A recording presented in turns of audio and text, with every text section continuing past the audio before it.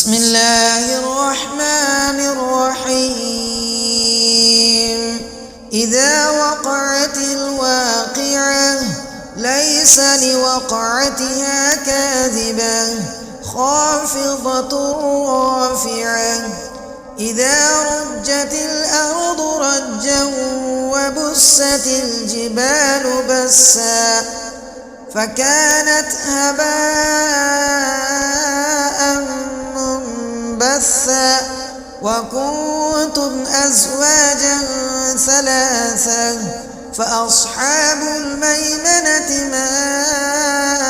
أصحاب الميمنة وأصحاب المشأمة ما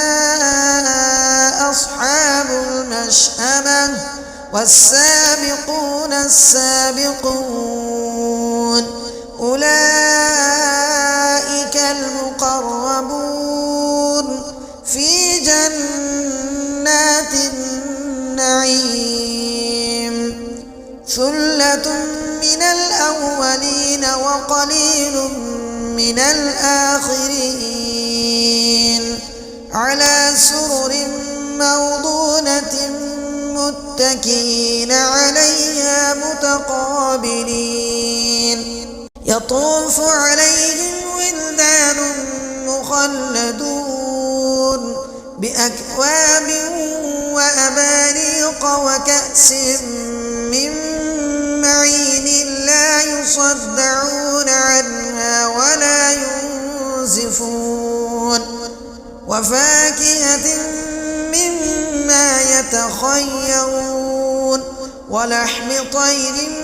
مما يشتهون وحور عين كأمثال اللؤلؤ المكنون جزاء بما كانوا يعملون لا يسمعون فيها لغوا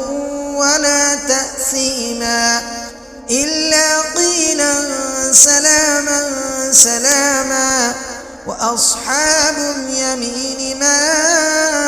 أصحاب اليمين في سدر مخضود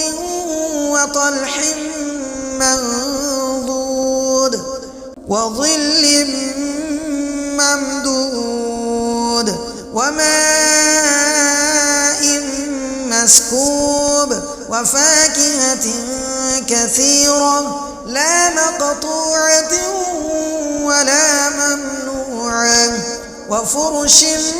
مرفوعة إنا أنشأناهن إن شاء فجعلناهن أبكارا عربا أترابا لأصحاب اليمين ثلة من الأولين وثلة من الآخرين وأصحاب الشمال ما أصحاب الشمال في سموم وحميم وظل من يحموم لا بارد ولا كريم إنهم كانوا قبل ذلك مترفين وكانوا يصرون على الحنث العظيم وكانوا يقولون أئذا متنا وكنا ترابا وعظاما أئنا لمبعوثون أو آباؤنا الأولون قل إن الأولين والآخرين لمجموعون إلى ميقات يوم معلوم ثم إنكم أيها الضالون المكذبون لآكلون من شجر من زقوم فمالئون منها البطون فشاربون على فشاربون شرب الهيم هذا نزلهم يوم الدين نحن خلقناكم فلولا تصدقون أفرأيتم ما تمنون أأنتم تخلقونه أم نحن الخالقون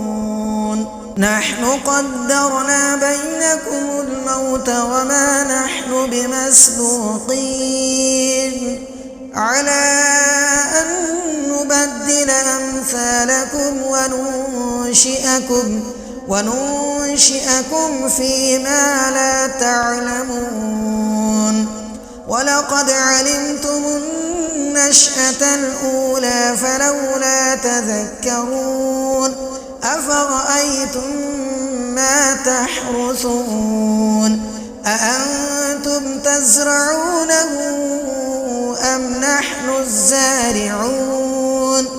لو نشاء لجعلناه حطاما فظلتم تفكرون إنا لمغرمون بل نحن محرومون أفرأيتم الماء الذي تشربون أأنتم أنزلتموه من المزن أم نحن المنزلون لو نشاء جعلناه أجاجا فلولا تشكرون أفرأيتم النار التي تورون أأنتم أنشأتم شجرتها أم نحن المنشئون نحن جعلناها تذكرة ومتاعا للمقوين فسبح باسم ربك العظيم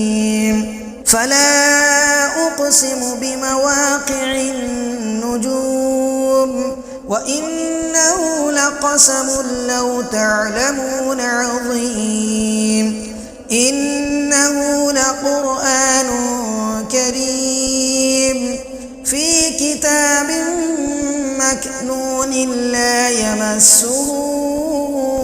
إلا المطهرون تنزيل من رب العالمين أفبهذا الحديث أنتم مدهنون وتجعلون رزقكم أنكم تكذبون فلولا إذا بلغت الحلقوم وأنتم حينئذ تنظرون